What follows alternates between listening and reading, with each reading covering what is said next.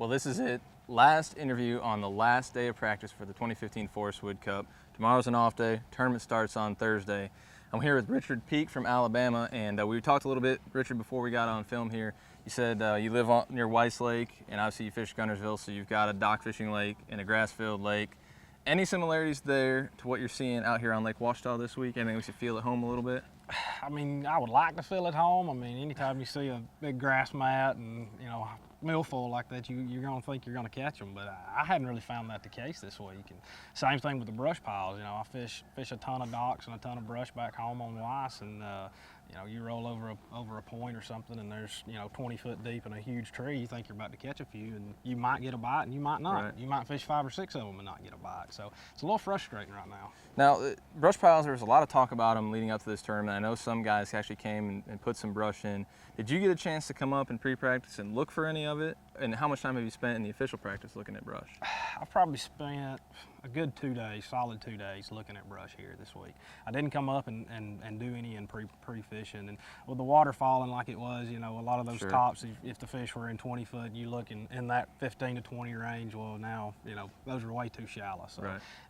I've done a lot of looking and probably marked 200 in 2 days. Wow. I mean, there is just a ton of brush out here. Like I say, they don't all have fish in them. A lot of them's got fish, but they may be 10 or 11 inches.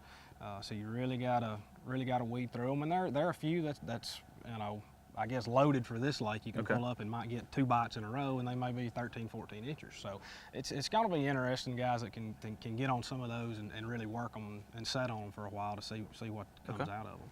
What about the schooling bite? How has that played into your practice this week? The first day, I was really looking forward to finding some schoolers. I remember when we were here last time, there were a lot of schooling fish that were caught, and was feeling pretty good about it the first day. I actually found 2 or 3 little pockets where there were some fish busting. Nothing big, but keepers. The last 2 days, though, for some reason, that's kind of died out for me. I haven't seen a lot of it. There'll be a couple single fish will come up here and there, but the big wad of them I hadn't seen in 2 days. So. Any theories on what's making things so tough? Is it that dropping water that we've been talking about all week, or is it just that hot? And it's been falling every day. The temperature this morning, I walked out and thought I was going to put on a little light jacket, from not what I'm used to in August. So you got that changing, and it'll get sunny for a minute, and then it'll get cloudy for a minute, and it'll get sunny, and then it'll get cloudy. So you don't know whether you need to go to the bank for a little while or stick to the brush. And so I've done a lot of running around, and I feel comfortable with a little pattern I've got. I've got a couple pockets that you see a lot of wolf packs cruising around, and I've got a couple deep brush piles where I think I can roll up and might even catch a limit out of some of them. Okay. Yes, but no size really. So I don't know. You said it's a pattern, so it's not necessarily an area thing. You think you can sort of duplicate it other places around the lake? I think because I fished a lot of places the first day shallow. And didn't get a bite, didn't see any fish, but the area just looked really good, had a lot of bait in it.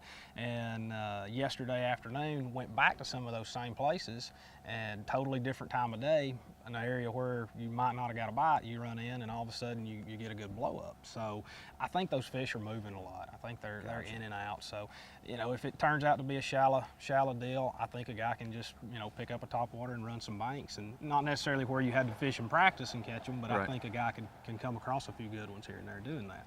Okay. And if it plays out to be a deep water bite, I think the fish they'll be in the brush piles if you can get the right ones out of them. Now, I noticed the other day on the lake that we were out there for, I don't know, maybe 4 hours, and I think I saw 2 other tournament boats. It seems like you guys can really, really spread out there, which is nice in a championship tournament especially. Are you encountering much other pressure where you've been fishing, or do you think you kind of have some areas that you might have to yourself? I fish from one end of the lake to the other, and I've probably seen 20 of the 50 boats that are out here. So not seeing a lot of guys, but when you do see a guy, it's on a pretty obvious spot. Gotcha. A certain point that's got a good brush pile on it, you may leave it and come back an hour later, well, there's a boat sitting on it. Don't see a lot of boats, but everybody's still keying in and looking at the same stuff. So Sure. That's the way it happens out here. Well, good deal. Well, Richard came through the FLW College Fishing Program. He's here fishing the Walmart FLW Tour and the Forrest Wood Cup. He's done a lot in a very short career. He's just really getting started. Richard, I mean, a lot of young guns have really, really jump-started the career by winning the Forrest Wood Cup at an early age. Is that on your mind at all? I mean, how do you feel about the prospects of having a chance at $500,000 And the biggest championship in bass fishing. I mean, it's life changing. I mean, not just the money, but just to have that trophy, man. It's something that only a handful of guys have got, and you know, that's what we're here for. That's what we want. You know, the money's all good. You know, all the way to last place. Everybody's getting paid, but you really want to take home that hardware. For sure.